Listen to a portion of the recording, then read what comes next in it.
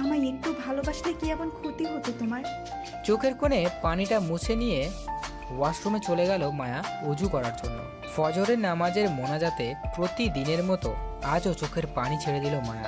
হে আমার পালনকর্তা, কেন তুমি আমাকে এত ভালোবাসার কাঙ্গাল বানাইছো, যেখানে আমার কপালে তুমি এক ফোঁটাও ভালোবাসা রাখোনি? রহম করো আমার উপর ইয়া মাবুদ। আমি জানি না কি এত পরীক্ষা নিচ্ছ আমাকে ধৈর্য দান করো মাবুদ। আমি যেন তোমার সকল পরীক্ষায় উত্তীর্ণ হতে পারি। আতিককে তুমি নেক হায়াত দারাজ করো আল্লাহ, সৎ পথে চলার তৌফিক দান করো, আমিন। মায়া চোখের পানি মুছে জায়নামাজটা ভাঁজ করে সকালের নাস্তা বানানোর জন্য রান্নাঘরে গেল। সকালের নাস্তা বানানো প্রায় শেষ। মায়ার আবার কাশি শুরু হয়েছে। শাশুড়ি মা পেছন থেকে ঝংকার গলায় আওয়াজ করে বলল, তোমার এমন কাশি হচ্ছে আর তুমি সেই কাশি নিয়ে রান্না করছো? তোমার মুখের কাশি যদি খাবারে পড়ে, এসব নোংরামি খাবার আমাদের খাওয়াবে? মা, এসব কি বলছেন? আমি মুখ ঢেকেই কাশছি। কেন বাপু, তোমার কাশি কতদিন থেকে? আমার ছেলে কি তোমার ঔষধ এনে দেয়নি, নাকি না খেয়ে নিজের ইচ্ছা অসুস্থ হয়ে যাচ্ছে? মা, আতিক যা ওষুধ এনে দিয়েছে তা খেয়েছি আমি, কিন্তু না কমলে আমি কি করব? আর কোনো মানুষ ইচ্ছে করে অসুস্থ হয় না। ভুল করেছো, আবার মুখে মুখে তর্ক করছো। মায়া এবার আর কিছুই বলল না, কারণ এখন ওনার সাথে কথা বলা মানে ভাবে ঝগড়া করছে। তাই মায়া ভুল না থাকা সত্ত্বেও বলল, আমাকে মাফ করবেন মা, আমি তর্ক করছিলাম না। হ্যাঁ হয়েছে বাপু, ছাড়ো তো এখান থেকে, যাও গিয়ে 3 কাপ চা বানাও। মায়া কিছু না বলে চুলায় পানি উঠিয়ে দিল আর ভাবছে, নানা বিষয় নিয়ে মায়ের সাথে তর্ক করছি, তারপরও মা সবকিছু ভুলে আবার আমার বুকে জড়িয়ে নিত। ভুল করার পরও মাকে কখনো সরি বলা হয়ে ওঠেনি, আর এখন ভুল না করেও মাপ চাইতে হয়। শাশুড়ি মা টেবিলে নাস্তা সাজাচ্ছেন, মায়া চা বানাচ্ছে। আতিক শ্বশুরমশাই আর মায়ার দেবর শফিক নাস্তার টেবিলে বসলেন। আতিক কিছুটা গরম মেজাজ নিয়ে বলল, মা আজ কি তুমি নাস্তা বানিয়েছো নাকি? হ্যাঁ বাবা, আমি নাস্তা বানাইছি। শাশুড়ি মায়ের কথা শুনে মায়া একটু অবাক হলো না, কারণ এর আগেও এমন হয়েছে। হাত পুড়ে রান্না করেছে মায়া, আর শাশুড়ি মা নিজের নামে চালিয়েছে। রাগী কণ্ঠে আতিক বলল, তুমি কেন রান্না করছো? মায়া কি করছে? ওকে এই বাসায় কি জন্য রাখা হয়েছে? নবাবী হয়ে থাকার জন্য? মায়া থাকতে যে তোমাকে রান্না করতে হবে? মায়ার কাপে চা ঢালছে আর মাথা নিচু করে সব শুনছে। শফিক তখন বলে উঠল, ভাইয়া, রান্নাটা মা নয়, ভাবি করেছে। ভাবি ফজরের পর রান্নাঘরে ঢুকেছে, আর মা 1/2 ঘন্টা হয়েছে মা ঘুম থেকে উঠেছে। আর এত নাস্তা মা অবশ্যই 1/2 ঘন্টায় করেনি। শাশুড়ি মায়ের হাটে হাঁড়ি ভেঙে দেওয়ায় তীক্ষ্ণ দৃষ্টিতে তাকিয়ে আছে শফিকের দিকে। শ্বশুর বাবা বললেন, নিজে রান্না করে নিজের ছেলে সোয়াগ নিতে যেও। বৌমা, আমার চা দাও। মায়া মাথা নিচু। আতিক শফিক আর শ্বশুর বাবাকে চা দিলেন। মাথাটা ঝিমঝিম করছে। মায়া একে তো রাতে ঘুম হয়নি, দ্বিতীয়ত গায়ে আবার জ্বর আসছে। মায়া খবরের কাগজটা শ্বশুরের দিকে দিল। বাবা একটু ভালো করে মায়ার দিকে তাকালো। বৌমা, তুমি কি ঠিক আছো? এমন দুর্বল দুর্বল লাগছে কেন তোমায়? কিছুটা ডোন্ট কেয়ার ভাব নিয়ে শাশুড়ি মা বলল। 2 দিন পর পর অসুখ পুষলে কি আর হবে? শফিক চিন্তা কণ্ঠে বলল, তোমার আবার কি জ্বর আসছে ভাবি? তোমরা অযথা চিন্তা করছো, আমি ঠিক আছি। মায়া সবাইকে নাস্তা দিচ্ছে। আতিক আর চোখে মায়ার দিকে তাকালো। সত্যি মায়ার মুখটা খুব শুকনো লাগছে।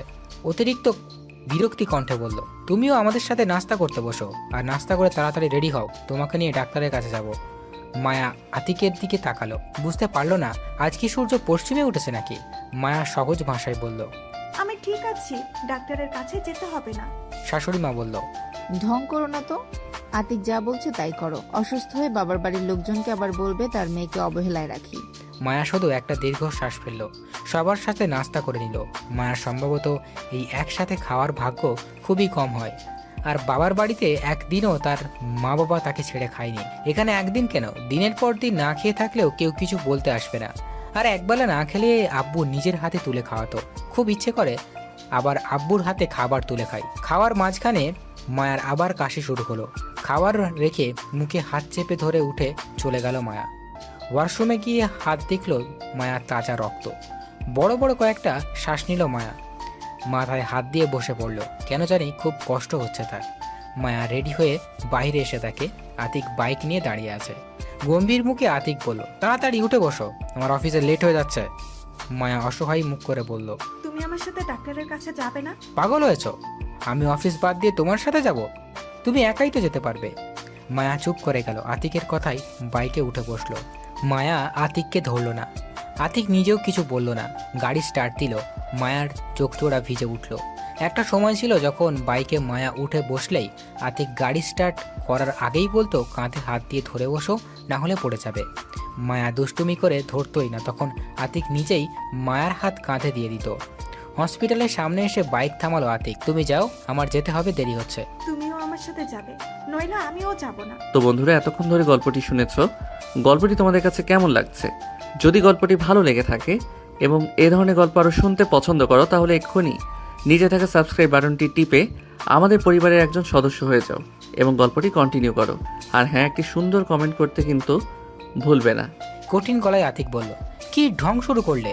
আমার দেরি হয়ে যাচ্ছে বললাম না তোমায়? বসের বকুনি তো তোমার শুনতে হয় না, আমার শুনতে হয়। এইসব আমার অসহ্য লাগে মায়া, মাঝে মাঝে তোমার বাড়াবাড়িগুলো। আমি জানি তো আমার কোনো কথাই তোমার ভালো লাগে না এখন। আতিক বিরক্তি হয়ে বাইক পার করে মায়াকে নিয়ে ডাক্তারের কাছে গেল। ডাক্তার ম্যাম মায়ের অসুস্থ ডিটেল শুনে কিছুটা চিন্তিত কণ্ঠে বলল, মিস্টার আতিক, এতদিন ধরে আপনার ওয়াইফের এই অবস্থা আর আপনি কিছুই করেননি? আতিক মাথাটা নিচু করে বলল, আমি তো ওষুধ যা লাগে সব এনে দিয়েছি, মায়া নিজেই তো ঠিক মতো খায়নি। মিস্টার আতিক, এতটা কেয়ারলেস হওয়া কিন্তু ভালো নয়। মাসখানেক থেকে জ্বর, আবার কাশিতে 2 দিন ধরে রক্ত বের হচ্ছে। রক্তের কথা তো মায়া কিছুই বলেনি। মিস মায়া, আপনার অনেকগুলো টেস্ট করতে হবে আর রিপোর্ট দেখে আপনার ট্রিটমেন্ট করা হবে। তার আগে আমি কিছুই বলতে পারছি না। আপাতত কিছু মেডিসিনের নাম লিখে দিচ্ছি, সেগুলো খান আর আজকের মধ্যে টেস্টগুলো করে নিন। মায়া শুধু হ্যাঁ সূচক মাথা নাড়ল। আর নিজের যত্ন নেবেন। খাওয়া দাওয়া মনে হয় ঠিক মতো করেন না, পুষ্টিকর খাবেন বেশি করে। মায়া আতিক ডাক্তারের রুম থেকে বেরিয়ে আসলো। আতিককে উদ্দেশ্য করে বলল, সরি, আমি রক্তের বিষয়টা বলি। না থাক, ডাক্তারের কাছে কেয়ারলেস প্রমাণ করার জন্য ধন্যবাদ। মায়ের হাতে 1000 খানেক টাকা দিয়ে বলল, সব টেস্টগুলো করিয়ে নিও, আমি গেলাম। হনহনিয়ে আতিক চলে গেল। মায়া আতিকের যাওয়ার পথের দিকে তাকিয়ে আছে। মাঝে মাঝে খুব কষ্ট হয় আতিকের আচরণে, একদম চিনতে পারি না এই মানুষটাকে অযথা নিজের থেকে বেশি ভালোবাসে এখনো। সব টেস্ট করানো হলো, রিপোর্ট আসবে 3 দিন পর। মায়া ডিসপেন্সারি থেকে যাবতীয় ওষুধ নিয়ে বাসায় চলে গেল। আবার প্রচুর জ্বর আসছে, কাশিটা থামছেই না। হর্নের আওয়াজ মায়ার এইসব ভাবনার সুতোই টান পড়ল। নিজেকে খুব হালকা হালকা লাগছে তার, এটা জেনে যে তার ক্যান্সার। জ্যামের মধ্যে আটকা পড়ে আছে মায়া। জ্যাম জিনিসটা অনেক বিরক্তিকর একটা অবস্থা, কিন্তু আজ কেন জানি মায়ার এই জ্যামের ভিতর থাকতে ভালো লাগছে। মায়া চারপাশের মানুষদের দেখছে, কয়েক মিনিটের জ্যামের জন্য কত বিরক্তি হয়ে উঠেছে। নিজের গন্তব্যে যাওয়ার জন্য মরিয়া হয়ে আছে। জ্যামের ভিতর এক গাড়ির দিকে তাকাতেই মায়ার মাথায় যেন আকাশ ভেঙে পড়ল। কিছুক্ষণের জন্য মায়ের হার্ট রেসপন্স করা বন্ধ করে দিয়েছে। নিজের মনের চোখের পানি গাল বেয়ে টপ টপ করে ঝরতে লাগলো। মায়া দেখলো আতিক অন্য একটা মেয়েকে বাইকের পিছনে নিয়ে আছে। মেয়েটি আষ্টে পিষ্টে জড়িয়ে রেখেছে আতিককে। মায়া নিজের রিপোর্টের দিকে একবার তাকালো, চোখের পানিটা মুছে নিল আর ব্যাগ থেকে ফোন বের করে তাদের একটা ছবি উঠিয়ে রাখলো। জ্যাম কেটে যাওয়ায় বাইক নিয়ে চলে গেল আতিক। সারা রাস্তা মায়া আর চোখের পানি ফেলেনি, শুধু নিজের ক্যান্সারের রিপোর্ট দেখছে আর দীর্ঘশ্বাস ফেলছে। বাসায় এসে দেখে দুপুরে রান্না হয়নি। মায়া মনে মনে ভাবছে, একটা দিন কি শাশুড়ি মা রান্নাটা করতে পারতো না? হ্যাঁ পারতো, কিন্তু মায়া কি করতে আসে তাহলে? সে তো শুধু এই বাড়িতে কাজের মেয়ে হয়ে এসেছে, বউ মানেই তো তাই। শাশুড়িকে সব কাজ থেকে ছুটি দিয়ে দাও। মায়াকে দেখে শাশুড়ি মা বলল, এতক্ষণ লাগে এক ডাক্তারের কাছ থেকে ফিরতে? মাথায় তো কাণ্ড জ্ঞান বলতে কিছুই নেই। দুপুরে রান্নাটা যে করতে হবে সেই দিকে কি খেয়াল আছে? মাফ করবেন মা, জ্যামে আটকে গেছিলাম, তাই দেরি হয়ে গেছে। কিসের দেরি হয়েছে তা আমি বুঝি। দেখো গিয়ে কোন ছেলে বন্ধুর সাথে বসে গল্প করছিল কিনা। মায়া শেষের কথাটা কিছুতেই হজম করতে পারলো না, তাই কঠিন গলায় উত্তর দিল, আমাকে কোনোদিন দেখেছেন মা অন্য কারোর সাথে আড্ডা দিতে? অযথা বউদের সন্দেহ করতে যাবেন না, নইলে হিতে বিপরীত হবে। আমি রান্না করে দিচ্ছি, একটু অপেক্ষা করুন। মায়া শাশুড়ি মাকে আর কোনো কথা বলতে না দিয়ে সোজা নিজের রুমে চলে গেল। মায়া নিজেই মনে মনেই বলছে, একটা মানুষ ডাক্তারের কাছে থেকে ফিরেছে আর তার শরীরের অবস্থা না জানতে চেয়ে রান্না নিয়ে পড়ে আছে। মায়া নিজেকে তাচ্ছিলের হাসি দিয়ে মুখ হাত ধুয়ে রান্নাঘরে গেল। মায়া নিজের মনে রান্না করছে। শরীরটা তার একদমই ভালো লাগছে না। বাবার বাড়ির কথা খুব মনে পড়ছে তার। একটু অসুস্থ হলে মা বাবা কত উতলা হয়ে যেত। খাবারটাও নিজের হাতে খেতে হতো না। দুপুরে আতিক খেতে আসতো না, অনেক মাস হয়েছে। বিয়ের নতুন সময় আসতো রোজ। দুপুরে সবাইকে খাইয়ে দিয়ে মায়া না খেয়েই রুমে চলে গেল। শরীরটা অনেক ক্লান্ত লাগছে তার, এখন একটু তার বিশ্রামের দরকার। মায়া খাটে হেলান দিয়ে নিজের শরীরটা এলিয়ে দিল। হুট করে তার আতিকের কথা মনে পড়ে গেল। না চাইতেও ফুঁপিয়ে ফুঁপিয়ে কাঁদতে লাগলো। হে আল্লাহ, আমি মানে কি সবাই শুধু প্রয়োজন? আতিককে এত ভালোবাসার পরেও হাজার কমতি রয়ে গেছে তার, হয়তো তাই অনেক কমতি রয়ে গেছে, না হলে অন্য মেয়ের স্পর্শে কিভাবে গেল সে? আচ্ছা, আতিক বাসায় আসার পরে যদি আমি জিজ্ঞাসা করি বাইকের পেছনে মেয়েটা কে ছিল, সে কি বলবে? আতিক বাসায় ফিরবে অনেক রাত করে, এসে খাবেও না। ভাবনায় চলে গেল মায়া। আজ কোথায় ছিলে তুমি? আতিক ভ্রু দুটো কুঁচকিয়ে বলল, মাথার কি তার ছেড়ে গেছে? অফিসে গিয়েছিলাম, সেটা কি তুমি দেখোনি? মায়া শান্ত স্বরে জিজ্ঞেস করলো। বাইকের পেছনে মেয়েটি কে ছিল? রাগী চেহারায় আতিক বলল, মায়া প্লিজ, তোমার এসব সন্দেহ আমার একদম ভালো লাগে না, জাস্ট অসহ্য লাগে। মায়া ফোন বের করে তাদের ছবি দেখালো। আতিক কিছুটা ভীতি মুখ করলো, তারপর ডোন্ট কেয়ার ভাব নিয়ে বলল, আমার কলিগ ছিল ওটা, আজ বাইরে একটা মিটিং ছিল তো সেখানে যেতে হয়েছিল আমাদের। কলিগ? সে তো ভালো কথা, কিন্তু এত আষ্টে পিষ্টে জড়িয়ে ধরে কেন? মায়া লো ক্লাসওয়ালা কথা বলো না তো, বাইকের পিছনে এইভাবে ধরে থাকলে নর্মাল ব্যাপার, তোমাদের মতো বাইকের পিছনে না ধরে বসা নর্মাল নয়। মায়া ছলছল চোখে তাকিয়ে বলল, আমি তোমাকে অন্য মেয়ের সংস্পর্শে দেখতে পারি না আতিক। প্লিজ মায়া, এবার শেষ কাঁদুনি করা শুরু করো না তো। এমনিতেই সারাদিন অফিস করে আমি খুব ক্লান্ত, তার উপর বাসাতে এসেও শান্তি নেই। আমার কান্না তোমার কাছে অভিনয় মনে হয়? আতিক কোনো কথার উত্তর না দিয়ে ওয়াশরুমে চলে গেল। ওয়াশরুম থেকে বের হয়ে ফোন হাতে নিয়ে অন্য পাশ হয়ে শুয়ে পড়ল। মায়া একটা দীর্ঘশ্বাস ফেলে নিজেকে নিজেই বলছে, আতিককে যদি জিজ্ঞাসা করা হয় তাহলে হয়তো কথোপকথনগুলো ঠিক এইরকমই হবে। রাত 11টা বাজে, আতিক এখনো বাসায় ফেরেনি। অফিস ছুটি হয়ে 8টায় আর আতিক এখনো ফেরেনি। মায়া টেবিলে প্রতিদিনের মতো অপেক্ষা করছে আতিকের জন্য। দেরি করে ফেরাটা তার নিয়মিত অভ্যাস। মায়া আতিককে যদি জিজ্ঞেস করে এত দেরি কেন হলো, তাহলে তার সোজা উত্তর দেয়, আতিক, আমি সব কৈফিয়ত তোমাকে দেওয়ার প্রয়োজন মনে করি না। মায়া শান্ত হয়ে বলে, আচ্ছা কৈফিয়ত দিও না, কিন্তু বাসায় একটু তাড়াতাড়ি আসিও প্লিজ। আমার ইচ্ছে যখন ইচ্ছে তখন ফিরবো। এর কথার বিপরীতে কোনো কথাই মায়া বলে না, কারণ কলিং বেলের আওয়াজ মায়ার ভাবনায় ছেদ পড়ে। দরজা খুলে দেখে আতিক এসেছে। কোনো কথা না বলেই আতিক ঘরে প্রবেশ করলো। মায়া শুধু বলল, তাড়াতাড়ি ফ্রেশ হয়ে এসো, আমি খাবার বাড়ছি। আমি খেয়ে এসেছি, আমার ক্ষুধা নেই বলে হন হন করে হেঁটে চলে গেল আতিক। মায়া খাবারের টেবিলে একবার চেয়ে দেখে নিজেও ঘরে চলে গেল। মায়া সোজা বারান্দায় চলে আসলো, কারণ রাতের বেলা শোলেই কাশিটা বেড়ে যায়। কাশির জন্য আতিকের সেই বিরক্ত মুখের কথা আর শুনতে চায় না। আতিক ওয়াশরুম থেকে এসে দেখে মায়া বারান্দায় দাঁড়িয়ে আছে। সে জানে মায়া খায়নি, তাই এইসব ঢং একদম ভালো লাগে না। যার ক্ষুধা লাগবে এমনিতেই সে খাবে, আদুরি সোহাগী কণ্ঠে খাবার মুখে দেওয়া যাবে না। আতিক সোজা খাটে গিয়ে শুয়ে পড়লো। মায়া আকাশ দেখছে আর রবের কাছে নিজের আর্জি পেশ করছে। আমার জীবনটা এমন কেন? কেন এত ভালোবাসার কাঙ্গালি আমি? কেন এমন অবহেলা সংসার তার? সে তো শুধু একটু ভালোবাসা চেয়েছিল। কেন তার কপালে কোনো সুখের সংসার হলো না? তবে মনে মনে হাজার শুকরিয়া আদায় করছে আল্লাহর দরবারে তাকে এত ভালো একটা রোগ দেওয়ার জন্য। আতিক এমন কেন হয়ে গেছে? আজ তো মায়া রিপোর্ট দিয়েছে, কই একবারও তো আতিক জিজ্ঞেস করে দেখলো না তার রিপোর্টে কি এসেছে। গত কয়েকদিন সবাই লক্ষ্য করছে মায়া এখন বেশ অন্যমনস্ক থাকছে, কারোর সাথে তেমন কথা বলে না। যে যা হুকুম দেয় সে তা কোনো প্রশ্ন ছাড়াই করে দেয়। শফিক জিজ্ঞেস করেছিল মায়ার রিপোর্টে কি রোগ এসেছে। মায়া বলেছে, রিপোর্ট নর্মাল, কোনো সমস্যা নেই।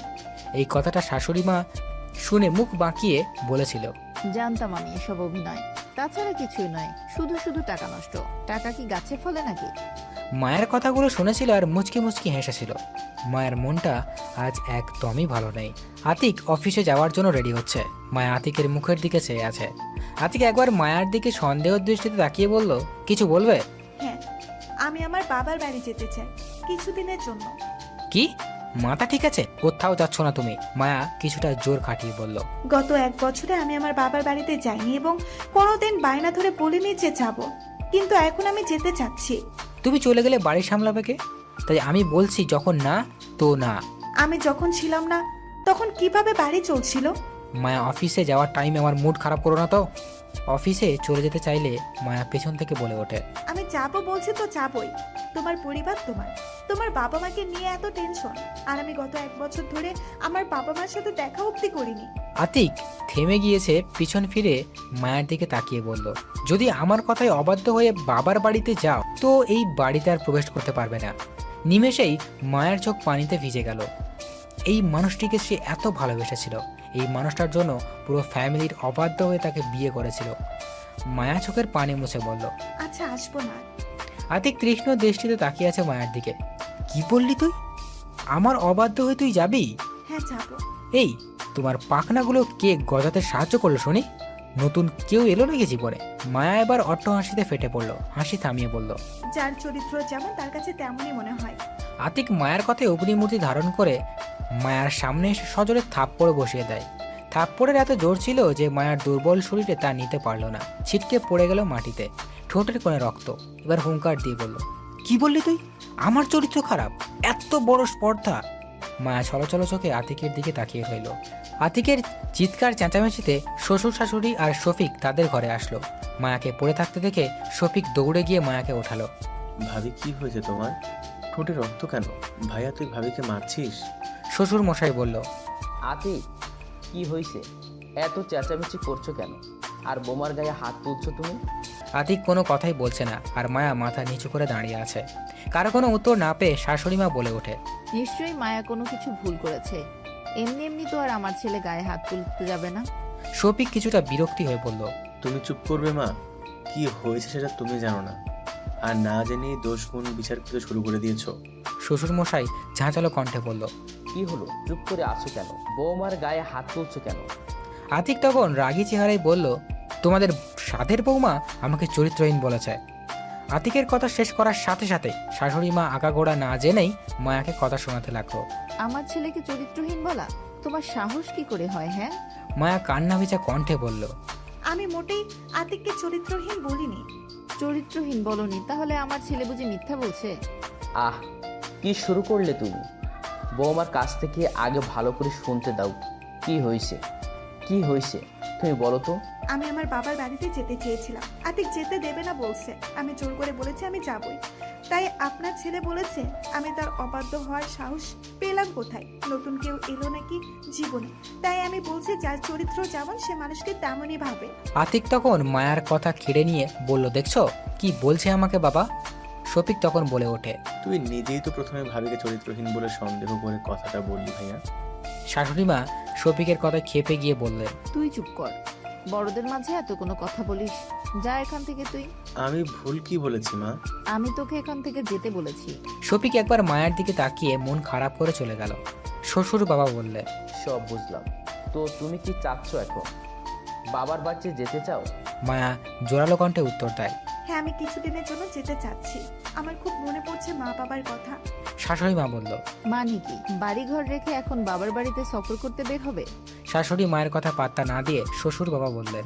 তার আগে আতিকের কাছে তোমায় মাপ চাইতে হবে। মায়া একটা তাচ্ছিলের হাসি দিয়ে আতিকের কাছে মাফ চাইল। আতিক বলল, তার মানে মায়া বাবার বাড়িতে যাচ্ছে নাকি বাবা? হ্যাঁ, এই নিয়ে আর একটা কথাও বলবে না। সামনে থাকা চেয়ারে সজোরে একটা লাথি মেরে আতিক ঘর থেকে বের হয়ে অফিসে চলে যায়।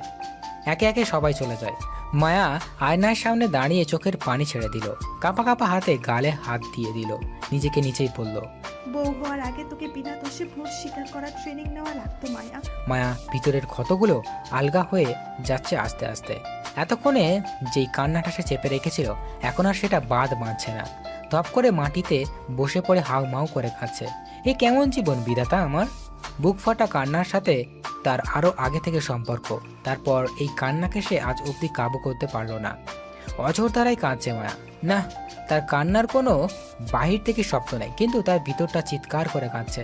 বিকাল 4টা বাজে। মায়া রাতের রান্নাটা তাড়াতাড়ি করে নিল, সবকিছু ফ্রিজে উঠিয়ে রাখলো। মায়া ব্যাগ করছে, গালে 5 আঙুলের দাগটা স্পষ্ট বোঝা যাচ্ছে। কিভাবে এই দাগ মুছবে বুঝতে পারছে না। হঠাৎ মনে পড়লো বরফ দিলে হয়তো তেমন বোঝা যাবে না। মায়া রান্নাঘরে গেল, ফ্রিজ থেকে বরফ বের করে সামনে তাকাতে দেখে রফিক তার দিকে তাকিয়ে আছে। মায়া মুচকি হেসে বলল, তোমার কিছু লাগবে শাফিক? তোমার কি ক্ষুধা লাগছে? লুডুস করে দেব? বরফ দিয়ে কি করবে ভাবি? গালের দাগকে ধামাচাপা দিবে, তাই না? মায়া তেমন কিছুই বলল না। বরফ তো গলে যাবে, গালে দাও ভাবি। এই বাড়িতে শুধু এই একটাই মানুষ আছে যে মায়ের সাথে সুন্দর করে কথা বলে। মায়া শফিককে খুব স্নেহ করে। কখন যাচ্ছ তুমি ভাবি? এই তো বের হব। একটা কথা বলবো, রাখবে? মায়া মুচকি হেসে বলল। কেন নয়, আমার ভাইটার কথা আমি রাখবো না কেন? কি বলবে বলো? মায়া গালে বরফ ধরে রেখেছে। ভাবি তুমি একেবারে চলে যাও এখান থেকে। আর কখনো এসো না এই অবহেলার সংসারে। এখানে কেউ তোমার কদর করে না, সবাই তোমার প্রয়োজনে ব্যবহার করে। শফিকের চোখের কোণে পানি। তোমার এসব কষ্ট আমার একদম ভালো লাগে না ভাবি।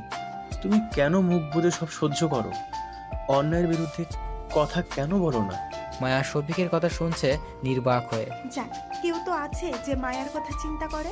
মায়া শফিকের কাছে গিয়ে চোখের পানিটা মুছে দিল। এইসব কি বলছোটা কি তুমি, বলো তো? যেই মানুষের হাত ধরে নিজের পরিবারের অবাধ্য হয়ে তাকে বিয়ে করেছো, সেই মানুষটা আদৌ কি তোমার আছে? বলো আমায়। তুমি ভাইয়াকে ছেড়ে দাও, তাহলে বুঝতে পারবে তোমার কদর। মায়া চেয়ার এগিয়ে দিয়ে বলল। এখানে বসো। শফিক চুপচাপ বসে পড়ল। তোমার কি মনে হয় তোমার ভাইকে ছেড়ে দেওয়ার চিন্তা করিনি কখনো? যতবার তাকে ছেড়ে দেওয়ার চেষ্টা করেছি, তার মধ্যে একটু যদি তোমার ভাই আমাকে আপন করার চেষ্টা করতো, তাহলে আমাকে তাকে ছেড়ে দেওয়ার কথা কোনোদিন চিন্তা করতেই হতো না। সহজ ভাষায় বলি, তোমার ভাইকে আমার নেশার মতো লাগে। এমন একটা নেশা যেটা তুলে দিলে তোমায় মৃত্যুর দিকে ঠেলে দেবে, কিন্তু তুমি ছাড়তে পারবে না। আর আমি এই অবহেলার সংসার থেকে মুক্তি সেই দিন নেব যেদিন আমার মৃত্যু হবে, আর সেটা খুব শীঘ্রই হবে। শফিক শেষের কথায় কিছুটা ঘাবড়ে গেল। মানে কি করতে চাচ্ছ ভাবি? মায়ার চোখে পানি টলমল করছে। যে শফিককে সেখানে রেখে দৌড়ে নিজের ঘরে চলে যায়, শফিকের মনটা কেমন করে উঠল। ভাবি কি বললে বুঝলাম না। মায়া গালে বরফ লাগিয়ে রেখেছে, বারবার চেষ্টা করছে চোখের পানি আটকাতে, কিন্তু চোখ তার কথা শুনছেই না। মায়া রেডি হচ্ছে, মাথার চুলে চিরুনি দিতেই মায়া বুঝতে পারলো মায়ার চুল এমনিতেই উঠে আসছে। মায়া নিজের চুল হাতে নিয়ে তাকিয়ে আছে। মায়ার আর ইচ্ছে করলো না এখন কাঁদতে। বড় বড় কয়েকটা শ্বাস নিয়ে মায়া চুল আর আঁচড়ালো না, এমনিতেই খোপা রেখে দিয়েছে। মায়া বাবার বাড়িতে চলে এসেছে। দরজার সামনে অনেকক্ষণ ধরে দাঁড়িয়ে আছে। দরজাতে করাঘাত করার কেন জানি সাহস পাচ্ছে না সে। বুকের ভিতরটা ধুকপুক ধুকপুক করছে। এতদিন পর নিজের মা বাবার মুখ দেখবে সে। মনের ভিতর এক অদ্ভুত ভালো লাগা কাজ করছে। দোটানা ভেঙে দরজায় করাঘাত করলো মায়া। কিছুক্ষণ পর দরজা খুলে দেওয়া হলো। সামনে মায়ার বোন ইয়া দাঁড়িয়ে আছে। মায়া দেখেই এক লাফে মায়াকে জড়িয়ে ধরলো। আপু তুই আসছিস? মায়া পরম আদরে ইয়াকে জড়িয়ে ধরলো। মায়াকে ছেড়ে দিয়ে জোরে জোরে মাকে ডাকতে লাগলো। মা, ও মা দেখো কে এসেছে। মা। মায়ার মা রুমি বাহিরে এসে দেখে মায়া এসেছে। রুমি থমকে দাঁড়িয়ে রইল। মায়া দৌড়ে গিয়ে মাকে জড়িয়ে ধরলো। মায়ার চোখে পানি, রুমি চোখেও পানি ভরে উঠেছে। মায়ার কপালে আলতো করে চুমু দিল রুমি। কেমন আছিস মা? আমি একদম ভালো আছি মা, তোমাদের ছাড়া অনেক ভালো আছি। শেষের কথায় মায়ার স্পষ্ট অভিমান লুকিয়ে আছে। তোমরাও তো খুব ভালো আছো আমি জানি। ইয়া বলল, আমরা একদম ভালো নেই তোকে ছাড়া আপু। তুই তো ভুলেই গিয়েছিস আমাদের। তোদের ভুলে যাব কি বলিস এসব? তোদের ভুলে যাওয়ার আগে আমার নিঃশ্বাস বন্ধ হয়ে যাবে। থাক, আর বলতে হবে না। তার জন্য তো 1 বছর পর আসলি আমাদের সাথে দেখা করতে। কি শুরু করলি ইয়া? মেয়েটাকে আগে ফ্রেশ হতে দে, যে আগে ফ্রেশ হয়ে নে, তারপর অনেক কথা হবে। আমি আজ তোর পছন্দের রান্না করব। সত্যি মা, কতদিন পেট ভরে খাইনি জানো। আচ্ছা আচ্ছা, এখন নিজের ঘরে যা। মায়া নিজের ঘরের দিকে পা বাড়ালো। অবশ্য এখন এটা তার ঘর নয়, এখন এটা ইয়ার ঘর। ঘরের দিকে প্রবেশ করতেই যেন একরকম শান্তি লাগা কাজ করলো মায়ার। এই ঘরে না শুলে আমার ঘুমই আসতো না। অন্য কোথাও ঘুম হয় না বলে কোথাও বেড়াতে গেলে সেই দিনেই চলে আসতো। আর আজ কতদিন কেটে গেছে এই ঘরে ঘুমায় না। মায়া কিছুক্ষণ ঘরটাকে ঘুরে ঘুরে দেখলো, সব আগের মতোই আছে, শুধু আমিই নেই। ইয়া পিছন থেকে বলে ওঠে, কি এত দেখছিস? ঘরটা আগের মতোই রেখেছি, যেই রকম তুই পছন্দ করিস। মায়া একটা মুচকি হাসি দিয়ে হাত বাড়িয়ে দিল। ইয়া দৌড়ে এসে মায়াকে জড়িয়ে ধরলো। এখন যা, আগে ফ্রেশ হয়ে আয়, তারপর অনেক গল্প করবো তোর সাথে। রাত 8টা বাজে, এখনো আব্বুকে দেখলাম না। আব্বু একটা কাজে নাকি সকালে বেরিয়ে গেছে, বলে গেছে রাত হবে ফিরতে। মা রান্না শেষ করেছে আর নিজেকে মায়ের বড্ড হালকা লাগছে। ঠিক আগের দিনের মতো জীবনটাকে লাগছে। ইয়ার সাথে খুনসুটি করছে মায়া। হুট করেই সে উঠে বসলো। চল ইয়া, আবার আজ মাকে রান্নার টাইমে চালাবো। না বাবা, আমি যাব না। লাস্টবারের কথা কি তোর মনে নেই? মা খুঁটি দিয়ে মেরেছিল। মায়া হো হো করে হাসতে লাগলো। তুই হাসছিস? হাসবি তো, তোকে তো আর মায়া মারেনি। আরে মারবে না, আয় আমার সাথে। না, যাব না। তাহলে তুই থাক, আমি একাই গেলাম। মায়া রান্নাঘরের দরজায় উকি দিল, ঘামে ভেজা মুখ। রান্নায় কাজে ব্যস্ত মা। মায়ার মুখের দিকে তাকিয়ে রইল মা। নিমেষেই চোখজোড়া পানিতে ভিজে উঠল মায়ার। ফিসফিস করে বলল, আই এম সরি মা, তোমার অবাধ্য মেয়েটা কোনোদিন তোমার কথা শোনেনি, তাও তুমি কোনোদিন আমায় দূরে সরে দাওনি। হাজার ভুল করার পরেও কখনো তোমাকে সরি বলা হয়নি। মায়া আর দাঁড়িয়ে থাকতে পারলো না, সোজা ওয়াশরুমে চলে গেল। কেন জানি আবার কাশিটা বেড়েছে, হয়তো ডাক্তারের দেওয়া মেডিসিনগুলো না নেওয়ার কারণে। মুখে হাত দিয়ে কাশছে মায়া। হাতটা সামনে আসতেই দেখলো রক্ত। তাড়াতাড়ি করে পানি দিয়ে হাত ধুয়ে নিল। বেসিনে তাকালো, নাকের নিচেও রক্ত। মায়া চোখটা বন্ধ করে নিল। ওয়াশরুমের দেওয়ালে পিঠ ঠেকে দিয়ে নিচে বসে পড়ল। কলিজাটা ভীষণভাবে পুড়ছে। এশার আজানের ধ্বনি কানে আসলো। মায়া উঠে দাঁড়ালো। নামাজ পড়ার উদ্দেশ্যে অজু করে নিল। নামাজ শেষে মোনাজাতে হাত তুলল। অটোমেটিক চোখ দিয়ে টপ টপ করে পানি ঝরতে লাগলো। আত্মহত্যা পাপ বলে কখনোই মাথাতেই আনেনি। লাখ লাখ শুকরিয়া আমার রব, আমাকে এই রোগটা দেওয়ার জন্য। আমার আর সহ্য হয় না এই দুনিয়ায়। আমার পরিবারের, আতিকের পরিবারের সবাইকে তুমি নেক হায়াত দারাজ করো। আতিককে তুমি সঠিক পথে চলার তৌফিক দান করে ওকে ভালো রেখো। শয়তানের ধোঁকা থেকে ওকে বাঁচিয়ে রেখো, আমিন। ফাইজুল ইসলাম মায়ার বাবা বাসায় ফিরেছেন, কিন্তু এখনো জানে না মায়া এসেছে। উনি ফ্রেশ হয়ে খাবার টেবিলে আসলেন। খাবার টেবিলে 3 জন সদস্য দেখে ফাইজুল ইসলাম মায়ার দিকে পলকহীনভাবে তাকিয়ে রইল। তার চোখের কোণে স্পষ্ট পানি। মায়া উঠে বাবার সামনে দাঁড়ালো। কেমন আছো আব্বু? ফাইজুল ইসলাম অভিমানী গলায় বলল, আলহামদুলিল্লাহ ভালো। তুমি কখন আসলে? ইয়া বলে ওঠে। আপু তো বিকালে এসেছে। ভালোই আছো? মায়া ছোট করে হুম বলে। সব ঠিক আছে। তো শ্বশুর বাড়িতে এতদিন পর কি মনে করে আসলে? আমি তো বলেইছিলাম তোমার শ্বশুর বাড়িতে কখনো আমরা যাব না। মায়ার চোখে পানি এসে পানিটা মুছে বলল। তা বুঝলাম, মাসে তো একটা ফোনও করো না কেউ, যতক্ষণ না আমি ফোন দিই। ফাইজুল ইসলাম আর কোনো উত্তর দিল না। খাবার টেবিলে বসে পড়ল। মায়াকেও বসতে বলল। মায়া বসলো না, শুধু কান্না ভেজা কণ্ঠে বলল, আমি মারা গেলেও তোমরা যেন ওই বাড়িতে যেও না। মায়া আর এক মুহূর্তও দাঁড়ালো না সেখানে, সোজা ঘরে চলে গেল। মনে মনে বলছে, তোমরা সবাই আমার জন্য কাঁদবে, খুব করে কাঁদবে। এই অবহেলা, অভিমান আর সেদিন থাকবে না। আমি হয়তো সেদিন কিছুই দেখতে পারবো না। মায়া জানালার দিকে বাইরে তাকিয়ে আছে। পেছন থেকে ফাইজুল ইসলামের কণ্ঠ পাওয়া গেল। সবসময় রাগটাই তো দেখাতে পারো খাবারের উপর, তাছাড়া তো কিছু পারো না। মায়া ঘুরে তাকালো না। হ্যাঁ, সেটাই পারি। আমি তো কেউ নই তোমাদের। চলো আমার সাথে খেতে। শুনলাম তোমার মা সব রান্না তোমার জন্য করেছে, এখন তুমি না খেতে গেলে কেমন হবে? খাবার টেবিলটা অনেকদিন পর পূর্ণ হয়েছে। ফাইজুল ইসলাম মায়াকে তুলে খাওয়াচ্ছে। রুমি তাকিয়ে দেখছে সব। ইয়া খুনসুটি করে বলছে, বড় মেয়েকে পেয়ে আমাকে ভুলিয়ে গিয়েছো, আমাকেও তুলে খাওয়াও। খাওয়া দাওয়ার পর্ব শেষ করে কিছুক্ষণ সবার সাথে বসে গল্পগুজব করল মায়া। ঘুমাতে যেতে বলল ফাইজুল ইসলাম। মায়া ছোট বাচ্চার মতো বায়না ধরে বলল, মা, আজকে তুমি আমার সাথে ঘুমাবে? মায়ার দৃষ্টিতে রয়েছে অসহায়ের ছাপ। মায়া রুমির কোলে মাথা রেখে শুয়ে আছে। মায়া, কিছু বলবে মা? তুই ভালো আছিস তো? মায়া একটা মুচকি হাসি দিয়ে বলল, আমি এসেছি সেই কখন, আর তুমি কেবল জিজ্ঞাসা করছো কেমন আছি। আগে কেমন আছি জানি না, কিন্তু এখন অনেক ভালো আছি তোমাদের সাথে। তোর গালে আবছা দাগ কিসের? মায়া এবার শুকনো ঢোক গিলল। হায় আল্লাহ, এখন আমি কি বলবো? মা কি বুঝে গেছে? মায়া অনেকক্ষণ আগে সবার থেকে বিদায় নিয়ে বেরিয়ে গেছে। ফাইজুল মেয়েকে অটো স্ট্যান্ড অবধি এসেছিলেন। মায়াকে অটোতে উঠিয়ে দিয়ে গেছেন। ফাইজুল বলছিল মায়াকে আর কয়েকদিন থাকতে, কিন্তু মায়া বলছে যে আবার আসবো কিছুদিন পর। কথাটা বলাই মায়া নিজেই অন্যমনস্ক হয়ে যায়। আসলে কি সে আবার আসতে পারবে? ফাইজুল সাহেবের মন বেশ খারাপ ছিল দেখে বোঝা যাচ্ছিল। ততক্ষণ অবধি তাকিয়েছিল গাড়ির দিকে, ততক্ষণ না একে দূরে চলে যায়। মায়া নিজেও বারবার পিছনে তাকাচ্ছিল। নীরবে 2 ফোঁটা চোখের পানি পড়ে গেল। মা বাবাকে ছেড়ে থাকতে যে কি কষ্ট, তা বিবাহিত মেয়েদের জিজ্ঞেস করে দেখেন, উত্তর পেয়ে যাবেন। ইয়াও রুমি তো কেঁদেই দিয়েছে। ছোট থেকে মেয়েকে বড় করে বিয়ে দেওয়ার পর সেটা আর নিজের মেয়ে থাকলেও অধিকারটা আর থাকে না। মেয়ে বেশি দিন নিজের কাছে আর রাখতেও পারবেন না। শ্বশুর বাড়ির থেকে অনুমতি ছাড়া মেয়েকে নিজের কাছে আনতেও পারবেন না। অটো তার নিজের গন্তব্যে ছুটে চলেছে। মায়া বাহিরের দিকে তাকিয়ে আছে আর ভাবছে, হয়তো আমি বাবা মাকে সব বলে দিতে পারতাম যে তোমাদের মেয়ে সত্যিই ভালো নেই ওই সংসারে আতিকের সাপোর্টটাই নেই। স্বামীর সাপোর্ট ছাড়া নাকি স্ত্রী কখনোই শ্বশুর বাড়িতে টিকতে পারে না।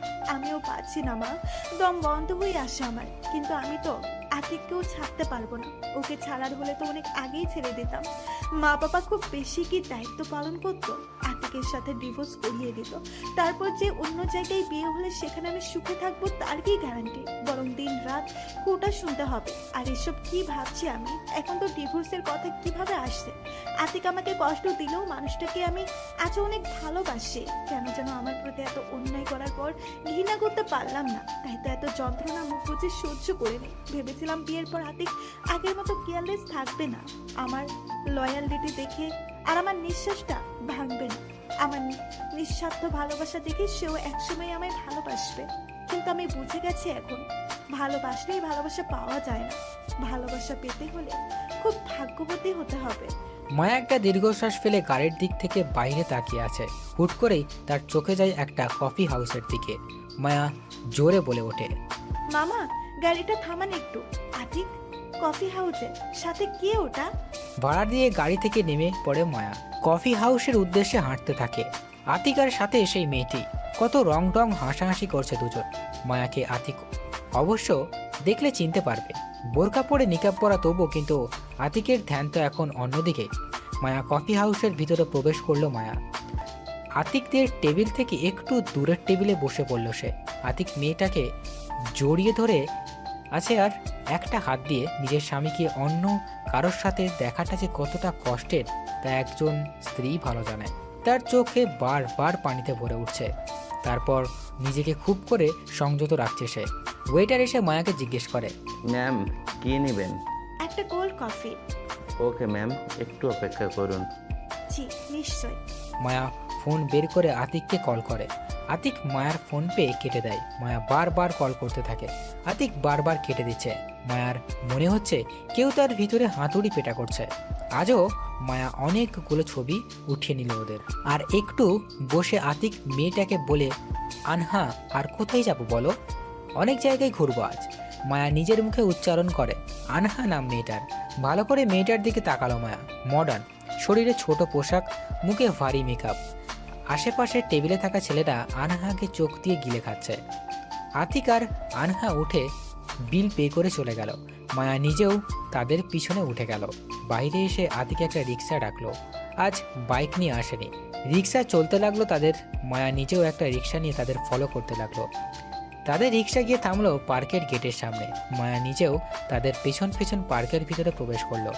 আতিক আর আনহা একটা নির্জন জায়গায় বসলো। মায়া অনেকগুলো এক্ষণে ছবি উঠিয়ে নিল। আতিকের ভাব অন্যরকম। সে একান্ত করে যাচ্ছে আনহাকে। আনহার সাই পেয়ে আতিক আনহার দিকে ঠোঁট এগিয়ে নিয়ে যায়। না, মায়া আর এখানে দাঁড়াতে পারবে না। সে দেখতে পারবে না এটা নিজের স্বামীকে অন্য মেয়ের সাথে অন্তরঙ্গ দৃশ্য দেখতে পারবে না। আড়াল থেকে শেষে একটা ছবি উঠিয়ে নিল তাদের। আর এক মুহূর্ত সেখানে দাঁড়ালো না মায়া। তার খুব কষ্ট হচ্ছে। সে পারছে না ছুটে পার্ক থেকে বের হয়ে যেতে। বাসায় এসে কলিং বেল চাপলো মায়া। সারা রাস্তা সে হেঁটেই এসেছে, তাতে লাগেজ নিয়েই। কিছুক্ষণ পর শাশুড়ি মা অর্থাৎ আসমা বেগম দরজা খুলে দিলেন। মায়াকে দেখে তীক্ষ্ণ দৃষ্টিতে তাকিয়ে রইলেন। কি নবাব শেহজাদির বাবার বাড়িতে সফর করা শেষ? মায়া কোনো কথা না বলে ভিতরে চলে আসে। আসমা বেগম মায়ের এই আচরণটা একদম পছন্দ হলো না। মায়া নিজের ঘরে চলে আসলো। লাগেজটা রেখে সোজা ওয়াশরুমে চলে গেল। বোরকা হিসাব নিকাব খুলে শাওয়ার চালু করে বসে পড়ল। নিজেকে পাথরের মতো লাগছে তাকে। নিজের জীবনকে নানাভাবে তাচ্ছিল্য করলেও বুঝি শেষ হবে না। মায়া হাউমাউ করে কাঁদছে। কাঁদতে কাঁদতে হেঁচকি উঠে গেছে। প্রায় 1 ঘন্টা শাওয়ার নিয়ে জামা কাপড় পাল্টে ঘরে চলে আসে। মাথাটা খুব ভারী ভারী লাগছে মায়ার। কাঁপুনি অনুভব হচ্ছে মায়ার। খুব করে জ্বর আসবে আজ তার, সেটা ভালো করেই বুঝতে পারছে। মাথাটা খুব ব্যথাও করছে। খাটে গিয়ে ধপ করে মায়া শুয়ে পড়ে। মুহূর্তেই রাজ্যের ঘুম এসে ভর করে মায়ার চোখে। আসমা বেগমের চিৎকার চেঁচামেচিতে মায়ার ঘুম ভেঙে যায়। ফোন হাতে নিয়ে টাইম দেখে চট করে উঠে বসে পড়ে মায়া। ও আল্লাহ, 7টা বাজে। আমি 3 ঘন্টা ধরে ঘুমিয়েছি। তাড়াতাড়ি করে উঠে বাহিরে গেল মায়া। আসমা তাকেই কথা শোনাচ্ছিল এতক্ষণ। মা বাবা কি শুয়ে বসে থাকার জন্য তোমায় আমাদের বাসায় পাঠিয়ে দিয়েছে? রাতের রান্নাটা কে করবে শুনি? কি ট্রেনিং নিয়ে আসলে আবার তুমি? মা কি শিখিয়ে পাঠিয়েছে? মায়া চোখ বন্ধ করে নিজের রাগ কন্ট্রোল করার চেষ্টা করছে। বড় বড় কয়েকটা শ্বাস নিয়ে বলল, আমাকে মাফ করবেন মা। শরীরটা খারাপ লাগছিল, তাই ঘুমিয়ে গেছিলাম। আমি এক্ষুনি রান্না করে দিচ্ছি। কেন বাবু, বাবার বাড়ি থেকে আবার অসুখ বাঁধিয়ে নিয়ে আসলে? কি এক অকর্মা বউ জুটেছে আমাদের কপালে। মায়া মুখ বুজে রান্নাঘরে গেল। কপালে নিজেই হাত দিয়ে দেখে জ্বর ভালোই আছে এখনো। অনেক রাত করে আতিক বাসায় ফিরল। মায়াকে বাসায় দেখে আতিকের কোনো রিয়াকশন বোঝা গেল না। মায়া শুধু আতিককে বলল, আজ তো অফ ডে ছিল, তাহলে এত রাতে কোথায় থেকে ফিরছো? আতিক গরম চোখে মায়ের দিকে তাকিয়ে বলল, সেটা তোমাকে বলার ইচ্ছে নেই। কেন, বাবার বাড়ি থেকে আসলে? তোমার এই চেহারাটা একদম দেখতে ইচ্ছে করে না। মায়া মুচকি হেসে বলল। জানি আমি সেটা কেন, কি জন্য দেখতে ইচ্ছে করে না। আতিক মায়ার কথার গুরুত্ব না দিয়ে বলল, তোমার সাথে আমার কিছু জরুরি কথা আছে। মায়া বলল, ডিভোর্স চাই তোমার? আতিক কিছুটা ভড়কে গেল মায়ের কথায়। কি ভাবছো, তোমার জরুরি কথাটা আমি কি করে জানলাম? আতিক মায়ার কথার দিল না। কি বলতে চাও বলো? তুমি কি করে বুঝলে আমি ডিভোর্সের কথা বলছি? আমি কি তোমায় ফোন দিয়েছিলাম আতিক? মানে হ্যাঁ। কিন্তু তুমি আমার ফোন উঠাওনি কেন? আমি ব্যস্ত ছিলাম। মায়া নিজের ফোনটা ব্যাগ থেকে বের করে আতিককে ছবি দেখালো। এসব নিয়ে ব্যস্ত ছিলে? আতিকের চোখ তো পুরো চরক গাছ। সে মায়ের দিকে ভয়ের তো চোখে তাকিয়ে আছে। আতিকের চোখে মুখে ভয়ের ছাপ। তারপরও আতিক কঠিন গলায় বলল, হ্যাঁ, তোমার তাতে কি যায় আসে? কথাটা বলে দেরি হয়নি, কিন্তু চট করে আতিকের গালে থাপ্পড় পড়তে দেরি হয় না। আতিক অবাক দৃষ্টিতে মায়ের দিকে তাকিয়ে আছে। তুমি আমাকে চড় মারলে? আতিককে দ্বিতীয় কালে আবার একটা চড় পড়ে।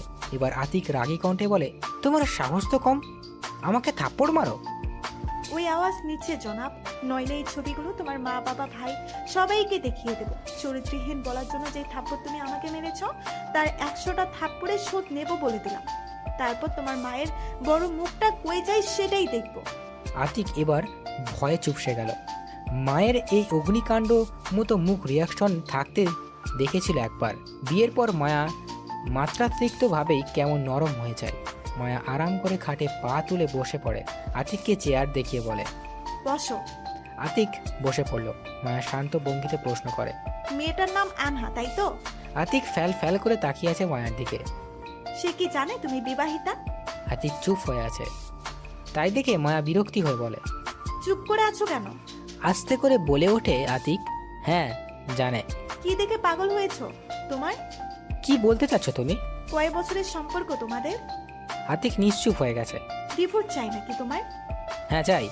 মায়া খাট থেকে উঠে এসে আরেক দফা থাপ্পড় দিল আর রাগী কণ্ঠে বলে, তোর সাহস কি করে হয় ডিভোর্সের কথা বলার? শালা, তোর জন্য আমি এত কিছু সহ্য করি আর তুই অন্য মেয়ের সাথে পার্কে ঘুরে বেড়াস। আমি তোর জন্য কি করি নাই? হ্যাঁ, এত অবহেলা এত কষ্ট আমি সহ্য করছি তোর জন্য। উঠতে বসতে রোবটের মতো তোদের সবার হুকুম পালন করছি, আমাকে ডিভোর্স দেওয়ার জন্য? মায়ের এমন রূপ দেখে আতিক অবাকের শেষ সীমানায় চলে যায়। মায়া আতিকের উপরে ঝুঁকে ফিসফিস করে বলে, আমার মৃত্যুর আগ পর্যন্ত অন্য কারো হতে পারবি না। বলে মায়া বাইরে যাওয়ার উদ্দেশ্যে বেরিয়ে যেতে লাগে। মায়া, আমি পারবো না তোমার সাথে থাকতে। মায়া পেছনে ফিরে আতিকের দিকে ভাব নিয়ে তাকিয়ে বলে, আমার চোখের দিকে তাকা আর বল, আমার সাথে থাকতে পারবি না? আচ্ছা ছাড়, 3 মাস টাইম দে, আমার ডিভোর্স লাগবে না। এমনিই তোর লাইফ থেকে গায়েব হয়ে যাবো আমি। আতিক তীক্ষ্ণ নজরে বলল, 3 মাস পর কোথায় যাবে তুমি? বিয়ে করে নেবো অন্য কাউকে। কি? মায়া আর কিছু না বলে বাইরে চলে যায়। প্রায় কিছুক্ষণ পর হাতে খাবারের প্লেট নিয়ে হাজির হয়। মায়ার এমন আচরণে এখনো আতিকের ঘোর কাটেনি। 2 গালে 2 হাত দিয়ে গভীর চিন্তায় মগ্ন আছে। যাও ফ্রেশ হয়ে আসো, খাবার খাবে। মায়ার কথায় আতিকের ঘোর কেটে যায়। আতিক গভীর গলায় উত্তর দিল, আমি খাবো না, ক্ষুধা নেই। খাবি না মানে? ভালো করে বলছি বলে কথা কানা যাচ্ছে না? মায়া, আমার ক্ষুধা নেই, আমি খাবো না। কেন? আনহাকে কিস করলেই ক্ষুধা মিটে গেছে নাকি তোর? সোজা ওয়াশরুমে যাবি নাকি বেদ দিয়ে পেটাবো এবার? মায়া, বাড়াবাড়ি হচ্ছে কিন্তু এসব। তুমি আমার সাথে জোর করা ট্রাই করছো। Like seriously? ওকে জোর করবো না। এই করবো না কেন? আমি তো তোর ওয়াইফ, আর ওয়াইফ তো 100% জোর করবে। ওইসব ছাড়, তোর ক্ষুধা নেই তো কি হয়েছে? আমার ক্ষুধা লাগছে, খাবারের প্লেটটা হাতে নে আর আমায় তুলে খাওয়া। ভাষা ঠিক করো বলছি। আর আমি তোমাকে তুলে খাওয়াতে পারবো না। কেন পারবি না? বিয়ের আগে তো খুব বলেছিলি আমায় তুলে খাওয়াবি। মায়া, ভালো লাগছে না এসব, প্লিজ লিভ মি। আর কিছুদিন সহ্য করো, তারপর আর সহ্য করতে হবে না। মায়ের এই কথায় আগাগোড়া কিছুই বুঝতে পারছে না আতিক। খাবারের প্লেটটা ঢেকে রেখে মায়া ছাদের উদ্দেশ্যে চলে গেল। ছাদের এক কোণে ছোট একটা দোলনা আছে। আগে প্রায় আসা হতো, কিন্তু মাসখানেক ধরে ছাদে আর তেমন আসা হয় না। দোলনার পাশে কয়েকটা ফুলের টব রয়েছে, কিছু গোলাপ গাছ। শখ মায়া নিজেই গাছগুলো লাগিয়েছিল এখানে, কিন্তু যত্নের অভাবে কেমন নেতিয়ে গেছে। মায়া গাছের দিকে এক মনে তাকিয়ে আছে। কেন জানি তার নিজের গাছের মতো জীবন মনে হচ্ছে। সৃষ্টি জগতের সব থেকে নিঃস্বার্থ উদ্ভিদ প্রাণীদের মাঝে গাছ হলো অন্যতম, যা শুধু আমাদেরকে দিয়েই যায়, বিনিময়ে কিছুই আশা করে না। গাছের পাতা থেকে শুরু করে গাছের গুঁড়ি অবধি আমরা আমাদের কাজে ব্যবহার করে থাকি, অথচ গাছ কিন্তু আমরা আমাদের মনুষ্যত্ব জাতি বিলুপ্তির পথে নিয়ে যাচ্ছে। অবহেলা আনাদের বেড়ে ওঠে এই গাছ। মায়ের জীবনটা গাছের সাথে মিলিয়েছে সে। সবসময় এই সংসারটাকে সে নিঃস্বার্থভাবে শুধু দিয়েই গেছে, বিনিময়ে অবহেলা ছাড়া কিছুই প্রতিদান পায়নি। যাকে হারানোর ভয়ে মুখ বুজে সব সহ্য করেছে, সে আজ নিজেই বলছে তার মুক্তি চাই। না, আমি বেঁচে থাকতে আতিককে অন্য কারো হতে দেখতে পারবো না, কিছুতেই না। আমার মৃত্যুর পর যা খুশি করতে পারে, কিন্তু আমি বেঁচে থাকতে নয়। অনেক হয়েছে, সতীর সাবিত্রী হয়ে থাকো। এবার আতিক বুঝতে পারবে মায়া কি জিনিস। আকাশ পানে চেয়ে দেখে মায়া, আকাশে চাঁদ নেই, কিন্তু লক্ষ লক্ষ তারা মিটিমিটি করে চলছে। যদি চাঁদ থাকতো তাহলে আকাশটা আরো ঝলমল করতো। ঠিক তার জীবনের মতো সব আছে, কিন্তু ভালোবাসাটাই নেই। অর্ধরাত সে ছাদেই কাটালো, তারপর উঠে সে ঘরের উদ্দেশ্যে নিচে নেমে গেল। ঘরে প্রবেশ করে দেখে আতিক বেঘরে ঘুমাচ্ছে। তার মুখের দিকে তাকিয়ে রইল মায়া। খাটের যে পাশে আতিক ঘুমিয়েছে, মায়া সে পাশে গিয়ে হাঁটু মরে বসে পড়ল। আতিকের মুখে ঝুঁকে পড়ে ফিসফিস করে বলতে লাগলো, কি আছে তোমার ভিতর জানি না, এত কিছুর পরেও কেন ঘৃণা আসে না তোমার? এই মুখের দিকে তাকালে হাজারো অভিযোগ ভালোবাসায় পরিণত হয়। আমার প্রতি কি তোমার এতটুকু মায়া হয় না? কি দোষ করেছি আমি? মায়া অন্য পাশে গিয়ে শুয়ে পড়ে, তারপর কি মনে করে আতিককে ঘুরিয়ে নেয়। আমার বুকে তোমাকে ঘুমিয়ে নেব। কই গেল সেই দিন? আমার ভালোবাসার রং কখনো কোথায় পরিবর্তন হয় বোঝা বড় দায়। তোমাকে এবার আমি চরম শাস্তি দেবো আতিক, যেটা তুমি সারা জীবন ভয়ে নিয়ে বেড়াবে। মায়া চোখ বন্ধ করে আতিকে জড়িয়ে ধরে ঘুমিয়ে পড়ে। বিকালের দিকে মায়া আজ ছাদে যায় ফুল গাছগুলোতে পানি দিতে। মায়া মনে করেছে তার জীবনটা হয়তো অবহেলায় শেষ হয়ে যাচ্ছে, কিন্তু এই গাছগুলোকে চাইলেই আবার নতুন করে জীবন পাল্টিয়ে দেওয়া যায়। মায়া গাছে পানি দিচ্ছে, পেছন থেকে শফিক ডাক দেয় মায়াকে। মায়া পেছন ফিরে মুচকে একটা হাসি দিয়ে বলে, কিছু কি বলবে? শফিক কাঁচুমুচু করছে শুধু। এইদিকে আসো। শফিক মায়ের কাছে গিয়ে দোলনায় বসে পড়ল। মায়া বলল, কি হয়েছে বলবে তো আমায়? এমন ভয় কেন পাচ্ছ? বলো, কিছু কি লাগবে তোমার? ভাবি, কি করে বলবো বুঝতে পারছি না। মানে তুমি কোন দিন থেকে আমার কাছে এত ফর্মালিটি শুরু করলে বলো তো? কি হয়েছে বলে ফেলো। আমার না 500 টাকা লাগবে, তুমি কি দিতে পারবে? আমি তোমাকে আবার ফেরত দিয়ে দিব, প্রমিস। মায়া হাসতে থাকে শফিকের কথায়। তোমায় না হাসলেই বেশি সুন্দর লাগে ভাবি। মায়া চট করে হাসি বন্ধ করে বলে, টাকা দরকার, তার জন্য এত ফর্মালিটি? আগে বলো, টাকা কি করবে? কোনো মেয়েকে ডেটে নিয়ে যাচ্ছ? তা নয় ভাবি, আসলে মেয়েটাকে সেইটা বল, এত লুকাচ্ছ কেন? শফিক লজ্জা মিশ্রিত হাসি দিয়ে বলে, ওর নাম হেনা, আমাদের ভার্সিটিতে পড়াশোনা করে, আমার সিনিয়র। মেয়েটা অনেক ভালো, ওর প্রতিটা কথা আচার আচরণ আমায় মুগ্ধ করে। আই এম ইন লাভ ভাবি, আজ ওকে প্রপোজ করতে যাচ্ছি। ওহো ওয়াও, মেয়েটা কি তোমায় ভালোবাসে? ওর আচরণে বুঝি সেও আমায় পছন্দ করে। বাট একটা ছোট উপদেশ দেবো তোমায়। ভালোবাসাটা প্রথম যেমন মিষ্টি মনে হয়, সময়ের সাথে সাথে সেই মিষ্টি জিনিসটা তিতা হয়ে যায়। তাই যা করবে ভেবেচিন্তে। ভালোবাসা সবার জীবন রঙিন করে না, কারো কারো জীবন অন্ধকার করে দেয়। মেয়েটা যদি সত্যিই ভালোবাসে তাহলে এসব প্রেম বাদ দিয়ে বিয়ে করে নিও। নিশ্চয়ই ভাবি। আর ওয়ার্ডরোবের ড্রয়ারে আমার পার্স আছে, ওখান থেকে 1000 টাকা নিয়ে যাও। শফিক খুশিতে বলে ওঠে, থ্যাংক ইউ সো মাচ ভাবি। হয়েছে। প্রায় 15 মিনিট পর শফিক আবার ছাদে আসে। মায়া শফিককে বলে, কি হলো, টাকা পাওনি? শফিকের কিছুক্ষণ আগের খুশি হওয়া মুখটা এখন কালো হয়ে গেছে। শাফিক, কি হয়েছে, কোনো সমস্যা? শফিক মায়ার কাছে আসে, মায়ের দিকে একটা খাম এগিয়ে দেয়। মায়া আত্মাপুরি শুকিয়ে এসে গেছে। তোমার রিপোর্ট তাই তো ভাবি? এটা তো নর্মাল রিপোর্ট তাই না? মায়া চট করে শফিকের হাত থেকে মেডিকেল রিপোর্টটা নিয়ে নেয়। মায়া চোখে মুখে ভয়ের ছাপ। এটা কোথায় পেলে তুমি? ভাবি, মেডিকেল রিপোর্টটা নর্মাল তাই না? মায়া শুকনো ঢোক গিলল। কেন পাঠালো ঘরে নিজের কপাল নিজেই চাপড়াতে ইচ্ছে করছে। রিপোর্টটা কোনো সেফ জায়গাতে রাখা উচিত ছিল। কি হলো ভাবি, চুপ করে আছো কেন? শাফিক প্লিজ চুপ করো। চুপ করবো কেন? তোমার ক্যান্সার পজিটিভ এসেছে আর তুমি এই কথা সবাইকে লুকিয়ে গেছো কেন? সবাইকে বলে বেরিয়েছো রিপোর্ট নর্মাল। চলো আমার সাথে, সবাইকে বলে দিই যে তাদের বৌমা নিজের শরীরে মরণ ব্যাধি পুষে রেখেছে। এই সংসার থেকে সে ছুটি নেওয়ার ফোন দিয়ে আসছে। মাকে বলতে হবে তো এবার কি করে রান্না করবে, সংসার কিভাবে চলবে। শফিকের চোখ ছলছল করছে। মেয়ে মানুষ হলে হয়তো এতক্ষণে কেঁদেই দিত। কি হলো ভাবি, চুপ করে আছো কেন? চলো আমার সাথে, এই ব্রেকিং নিউজটা সবাইকে দিতে হবে তো নাকি? আমরা কাউকেই কিছু বলছি না শাফিক, তুমিও বলবে না আর আমিও বলবো না। কেন? ওদের বলা উচিত এটা। না, বলা উচিত নয়। তোমার কি মনে হচ্ছে আমি চাইলেই সবাইকে বলে দিতে পারতাম না? অবশ্যই পারতাম। কেন বলিনি জানো? কারণ আমার কারো সহানুভূতি চাই না। শফিক প্রশ্ন মূর্ত চেহারা বানিয়ে বলে, সহানুভূতি মানে? তুমি কি মনে করছো আমি যদি আমার ক্যান্সারের কথা সবাইকে বলি যে আমার বেঁচে থাকার চান্স মাত্র 20%, ওরা আমায় অবহেলা করবে? না, তারা আমায় দয়া দেখাবে, আমাকে ভালোবাসা দেখাবে। যেই ভালোবাসার জন্য কাঙ্গাল ছিলাম সেই ভালোবাসা তারা আমায় দেবে। তারপর আর কি, আরো 20 বছর বেঁচে থাকার আকাঙ্ক্ষা জন্মাবে। এই হচ্ছে প্রতিনিয়ত আমায় কুড়ে কুড়ে খাবে। আমার মৃত্যুর কথা শুনলে আমার শত্রু আফসোস করবে। আমাদের এই দুনিয়ায় মানুষ না বড্ড বোকা। এরা আপন মানুষ, সত্যি ভালোবাসা, সৎ মানুষ, এদের কদর দিতে জানে না, এদের নিজের কাছে রাখতে জানে না। কিন্তু এরা হারিয়ে ফেলার পর বুঝতে পারে আসলে মানুষটা কি ছিল আমাদের জীবনে। তুমি কি ভাবছো যে তুমি মারা গেলে এরা পস্তাবে, তোমার জন্য আফসোস করবে? কিচ্ছু আসবে যাবে না এদের। নিজের পরিবারের কথাটাও কি ভাববে না? না, আমি কারো কথা ভাবতে চাই না, আমি শুধু মুক্তি চাই। ভাবি তুমি কি পাগল হয়ে গেছো? কেন এমন করছো? মৃত্যু ছাড়া যে পসিবল নয় তোমার ভাইকে ছেড়ে থাকা। এত কেন ভালোবাসো ওই অপদার্থটাকে যে তোমাকে ভালোই বাসে না?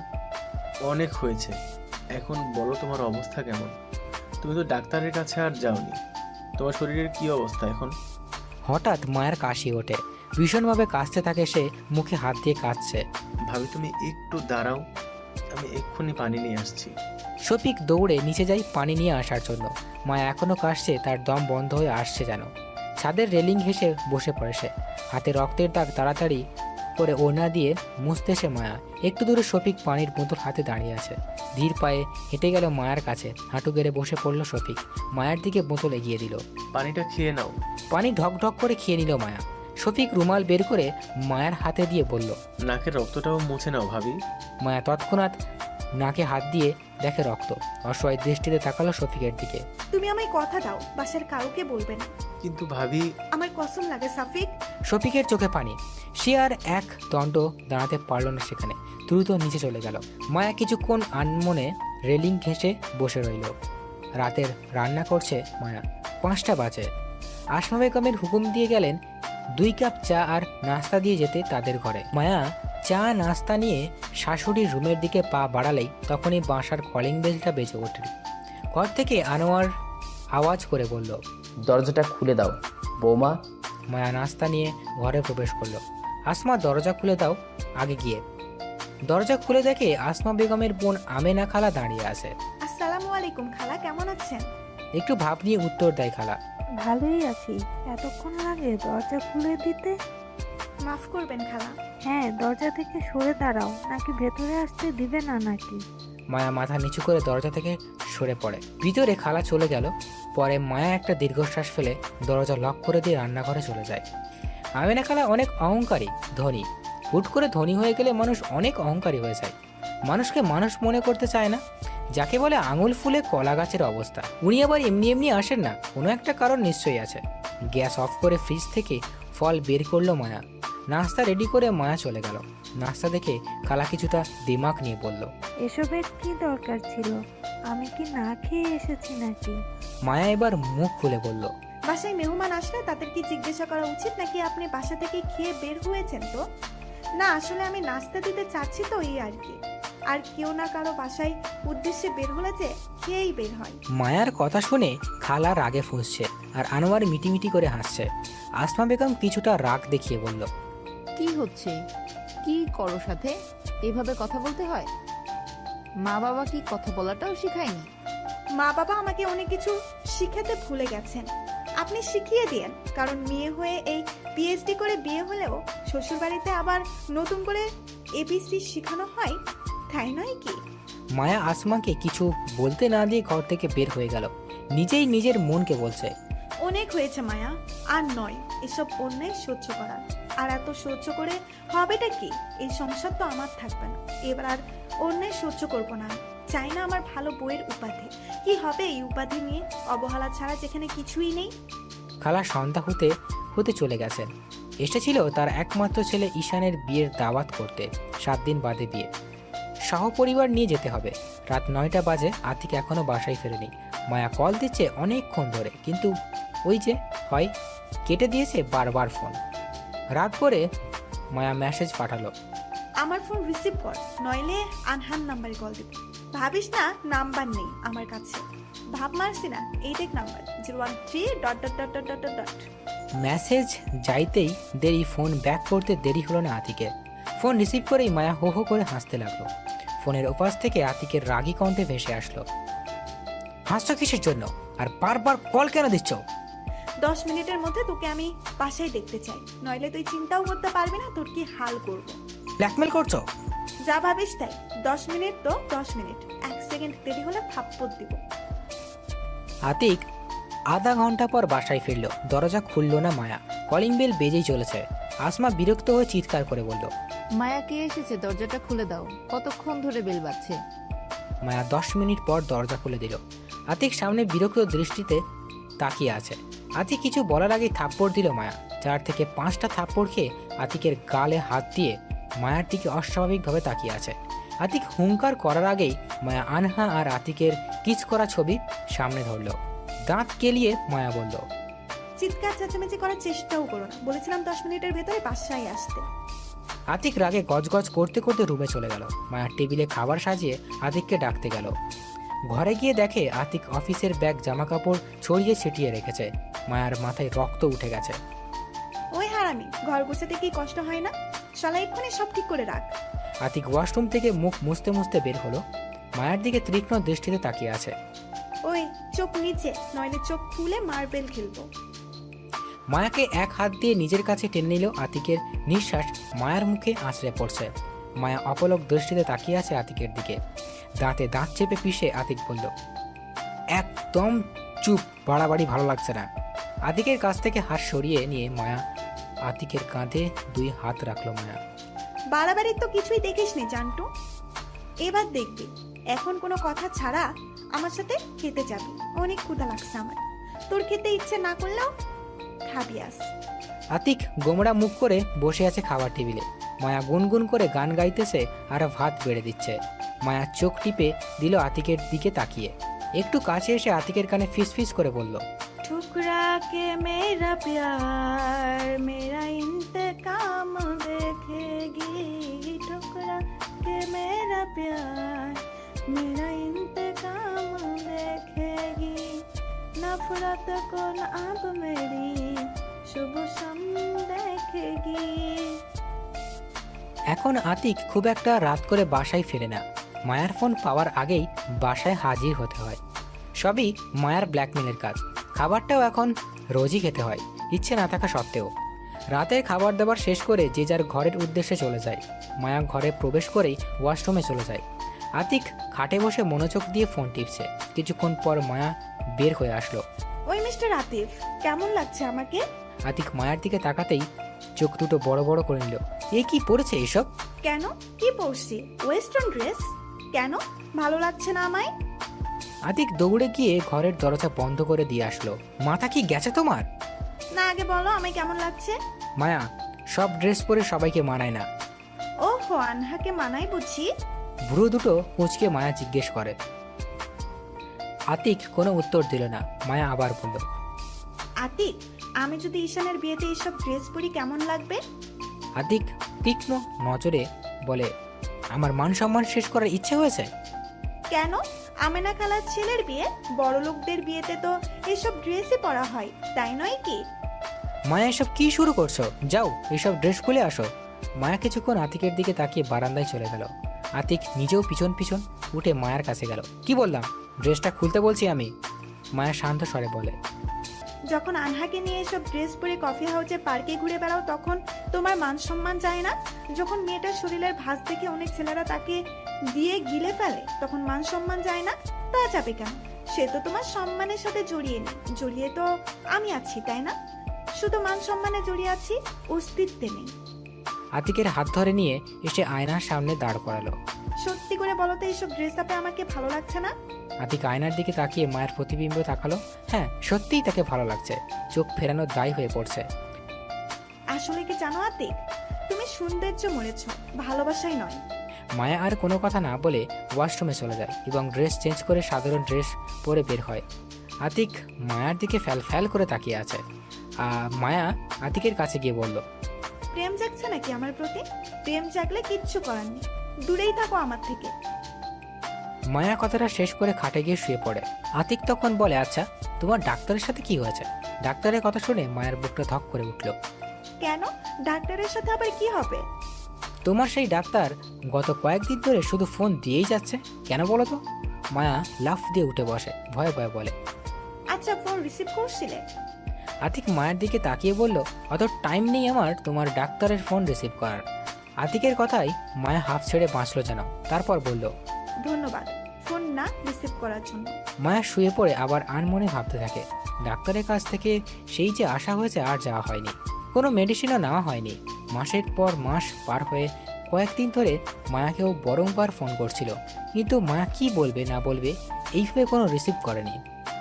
তাই হয়তো আতিককে ফোন দিচ্ছিল। মায়া শরীর ক্রমশ খারাপ হয়ে যাচ্ছে, কিন্তু কাউকেই কিছু বুঝতে দিচ্ছিল না। শফিক দিনের মধ্যে বেশ কয়েকবার মায়াকে বলবে ডাক্তারের কাছে যেতে, কিন্তু মায়া এক কথাই বলে দেয়, তুমি আমাকে জোর করলে আমার মরা মুখটাও দেখতে পারবে না, বলে দিলাম। এই বাড়ি থেকে মৃত্যুর আগেই চলে যাব কিন্তু। শফিক আর কিছু বলার সাহস পায় না। ঈশানের বিয়ে আর মাত্র 2 দিন বাকি আছে। মায়ের শরীরটা অনেক খারাপ লাগছে, তার ইচ্ছা করছে না বিয়েতে যেতে, কিন্তু কিছু করার নেই। আসমা বেগম কেন না যাওয়ার কথা বলতেই কথা শোনাতে এক চুলো ছাড় দেয়নি। কেন বাপু, শরীর খারাপ নিয়ে বাবার বাড়িতে সফর করে আসতে পারলে আর আমার আত্মীয়ের বাসায় যেতে পারবে না? মায়া আর বিপরীতে কোনো কথা বলেনি, শুধু হ্যাঁ সূচক মাথা নাড়িয়ে বলেছে সে যাবে। বিয়ে বাড়িতে বরযাত্রীদের এসেছে সবাই। বিয়েটাও সুষ্ঠুভাবে হয়ে গেছে। মেয়ের নাম মিতু, মধ্যবিত্ত পরিবারের একমাত্র সন্তান। মিতুর সাথে ঈশানের সম্পর্ক করে বিয়ে। আমিনা এই বিয়েতে একবার নাকচ দিয়েছিলেন, কিন্তু কারণ তিনি তার ছেলের জন্য তাদের মতো স্ট্যাটাসের মেয়ে খুঁজতেন, কিন্তু ঈশানের জেদের কাছে হার মেনে নিতে বাধ্য হন আমিনা খালা। আমেনা, আসমা আরও গুটি কয়েক মহিলা নানা গল্প গুজব করছে। সেখানে মেয়ে পক্ষের লোকজনও রয়েছে। মায়া একটু দূরে সরে তাদের গল্প শুনছে। তার মন একদম এখানে টিকছে না। আতিক নিজেও কোথায় গেছে জানি না। মেয়ে পক্ষ থেকে একজন মহিলা বলল, ঈশান আর মিতুকে কিন্তু খুব সুন্দর মানিয়েছে ভাবি। আমিনা খালা উত্তর দেয়, হ্যাঁ, যা বলেছেন আপনি, আর গয়নায় ভরিয়ে দিয়েছি আমরা, তার জন্য আরো সুন্দর লাগছে মেয়েকে। আর একজন মহিলা বললেন, কিন্তু মেয়ের বাসা থেকে তো কম কিছু দেওয়া হচ্ছে না বলেন ভাবি। আপনাদের ঘর তো ফার্নিচারে ভরে দেওয়া হচ্ছে, ছেলেকে আবার কারও দেওয়া হচ্ছে। আসমা বেগম বলতেন, হ্যাঁ, কিন্তু আমরা তো যৌতুক নিচ্ছি না, বিনা যৌতুকে মিতুকে নিয়ে যাচ্ছি। আসমা বেগমের কথা কেড়ে নিয়ে আমেনা বললেন, হ্যাঁ, আর ছেলে আমার ইঞ্জিনিয়ার, দেখতেও মাশাআল্লাহ। আর মেয়ের বাসা থেকে যা দিচ্ছে তা তো আমরা চাইনি, মেয়েকে শখ করে তারা দিচ্ছে, এবং এখন থেকে তো মেয়ের সব দায়িত্ব আমরা পালন করব। মেয়ের পরিবারের সব দায়ভার শেষ। মায়া এতক্ষণ তাদের কথা চুপচাপ শুনছিল, কিন্তু শেষের কথা শুনে সে আর চুপ থাকলো না। তাদের কাছে এগিয়ে গেল এবং বলল, এখন আমি কিছু কথা বলবো, তাই একটু নীরব হয়ে শুনুন, তারপর আপনারা কথা বলবেন। মায়া বলতে আরম্ভ করলো, আপনি কি বললেন খালা, যে মেয়েকে বিয়ে দিয়ে দিলেই সব দায়ভার শেষ হয়ে যায়? আসলেই কি হয়ে যায়, নাকি আরো বেড়ে যায়? আসমা বেগম কিছুটা গরম মেজাজ নিয়ে বলল, কি বোঝাতে চাচ্ছ তুমি? যদি ড্রাইভার শেষ হয়ে যায় তাহলে এই ফার্নিচার ছেলেকে গাড়ি উপহার কেন দিতে হচ্ছে? অবশ্যই এইসবকে উপহার বলে না, এইগুলো হলো ডিজিটাল যৌতুকের স্টাইল। মেয়েকে যৌতুক ছাড়া বিয়ে দিচ্ছেন, আবার বলছেন শখ করে মেয়ের বাবা যা দিবেন তাই নিতে রাজি। অবশ্যই এই দোষটা না কারণ নয়, এই দোষটা হলো আমাদের লুফি সমাজে। বিয়ে হওয়ার সাথে সাথে কিছু প্রতিবেশী আছে যারা গিয়ে মেয়েকে জিজ্ঞাসা করে বাবার বাড়ি থেকে কি কি দেওয়া হলো। ছেলে এত ভালো জব করে, তাকে গাড়ি দেওয়া হলো না কেন? এটা তো তার প্রাপ্য। কেন মেয়ের বাসা থেকে এসব দিতে হবে? তাদের কলিজাটাকে আপনাদের হাতে তুলে দিচ্ছে, তারপরও জিজ্ঞাসা করে কি কি দিল মেয়ের বাসা থেকে। আপনাদের তো আবার কমন কথা আছে যে মেয়ের সুখের জন্য এতটুকু বাবা মা করতে পারবে না। আচ্ছা, আপনারা ছেলেদের কষ্ট করে মানুষ করেন, আবার পড়াশোনা শেখান, আর একজন মেয়েকে কষ্ট করে বড় করতে হয় না? আপনারা নিজেও একজন মেয়ে, আপনারা কি জানেন না একজন মধ্যবিত্ত পরিবারের মেয়েকে বিয়ে দিতে বাবা মায়ের কত কষ্ট করতে হয়? এই যে বিয়ের জন্য এত আয়োজন করা হয়েছে, আপনারা তো খেয়ে দিয়ে যে যার মতো চলে যাবেন, কিন্তু একবার খোঁজ নিয়ে দেখবেন মেয়েকে বিয়ে দিতে আগে পিছে তিনি কত ঋণ করে বসেছেন। ঋণী কিংবা গরিব কেন, বিয়েতে এত রেওয়াজ নীতি। আপনারা তো ফ্রি ফ্রি একজন মেয়ে পাচ্ছেন সারা জীবনের জন্য, এর বেশি কি চান? আর প্রতি ঈদের উপহার দেওয়া নেওয়া যে রীতি চালু হয়েছে তা বাদে দিলাম, খুঁটিনাটি জিনিসগুলোর কথা তো ধরাই রইল। ছেলে ভালো জব করে বলে তাহলে সে কি পারবে না নিজের সামর্থ্য দিয়ে গাড়ি কিনতে? আর ফার্নিচার কি আপনাদের ঘরে নেই যে বইয়ের বাসা থেকে ফার্নিচার দিতে হবে, সেগুলো নিতে হবে? আসলে আমাদের সমাজ অন্য মানুষের মাথায় বেল ভেঙে খেতে ভালোবাসে, কিন্তু তারা ভুলেই যায় তাদের ঘরেও মেয়ে আছে। বদলা নেই রেওয়াজ নীতি। বিয়েটাকে সহজ করুন, মেয়ের বাবার উপর একটু রহম করুন। এতক্ষণ চুপচাপ মায়ের কথা শুনছিল মায়া। বিয়ে বাড়িতে নিস্তব্ধ হয়ে গেছে।